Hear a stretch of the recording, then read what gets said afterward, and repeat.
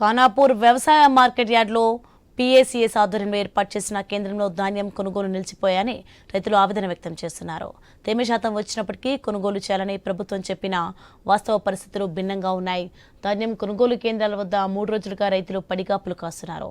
Centre నిర్వాహకులు ఉన్నతాధికారుల దృష్టికి తీసుకెళ్లినా స్పందించడం లేదని రైతులు అసహనం వ్యక్తం చేస్తున్నారు.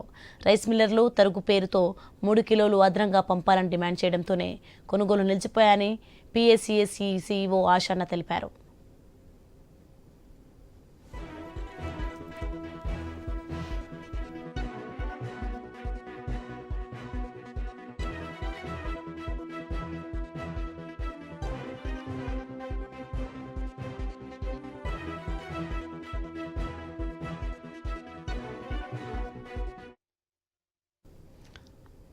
వాతావరణ మార్పులతో వర్షాలతో ధాన్యం తడిసి ముద్దవుతుందని ఆందోళన చెందుతున్నారు రైతులు. సంబంధిత శాఖ అధికారులు వెంటనే స్పందించి తమకు న్యాయం చేయాలని కోరారు. తరుగు పేరుతో 3 కిలోలు అదనంగా తూకం వేయడంపై అధికారులు స్పందించి తక్షణమే 41 కేజీలు తీసుకోవాలని కోరారు.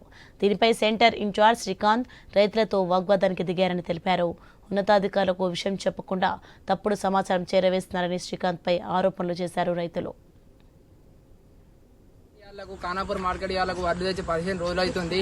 అయినా కానీ మేము వర్షాలు పడ్డా కానీ ఎంతో వర్షం వచ్చింది అయినా కానీ మేము తడకుండా తడపదులు కప్పుకొని కాపాడుకొని వడ్లు జోకిచ్చినాము. వాళ్ళు 42తో జోక్కున్నారు. 42తో జోక్కున్నాక అట్లా కూడా 42 అన్నారు, 42.5 జోక్కున్నారు.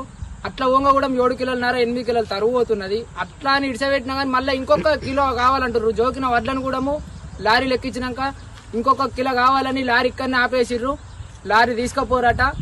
మేము 43 ఇచ్చేసి పరిస్థితే లేదు. మేము కావాలంటే ఇంకా 15 రోజులైనా కానీ ఇక్కడ వర్షంలో తడిపి మళ్ళీ జోకిచ్చేదాకా చూస్తాం కానీ 43 వడ్లయితే ఇయ్యం.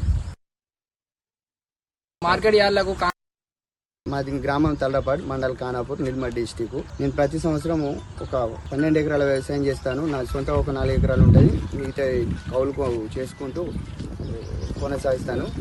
అంటే విషయం ఏంటంటే ప్రతి సంవత్సరం 2 కిలోల తరుగు కట్ చేసేవారు. ఒక 40 కిలోల బ్యాగుకు అంటే కుంటలకు 5 కిలోలు పోతుండే.